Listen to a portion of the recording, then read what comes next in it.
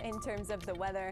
We have been tracking Hurricane Ian, powerful Category 4 storm that is set to make landfall along the Florida coastline later on this afternoon. This storm currently 805 miles away from the Texas coast, but we will feel some minor impacts, and that's already coming in the way of waves up to 6 feet at our buoys offshore right now. Again, this is a Category 4 storm. You can see waves up to 26 feet closest to that storm in some of those buoys, so very powerful. We're getting some of the ripple effects, and that is going to lead to the potential for some minor coastal flooding. So there's a coastal flood advisory through Friday morning at least, maybe extended depending on how everything does play out. We'll have a small craft advisory in place as well through Thursday evening.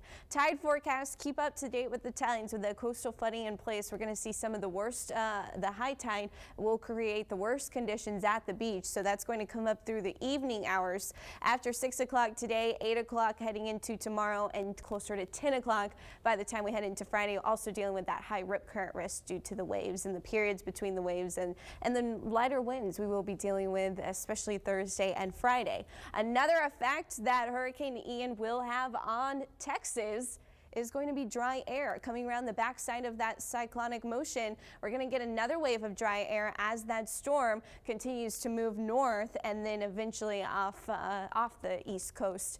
That is what we are tracking for us, is very comfortable conditions. We're talking dew points lower than 60 heading into this afternoon. We'll still stay pretty comfortable, and with that secondary plume of dry air moving in as Ian continues to move north, I think we'll be even drier heading into the weekend. We do have some cloud coverage offshore this morning. Right now it is 66 degrees. By the way, the last time we were in the 60s, that was May 26th. That was 123 days ago. We technically fell below 60 yesterday night before midnight, and we're going to keep those temperatures in the 60s. Sunrise this morning is coming up during the 7 o'clock hour, but we're starting to see those first rays with our clear skies. Lots of sunshine in store today.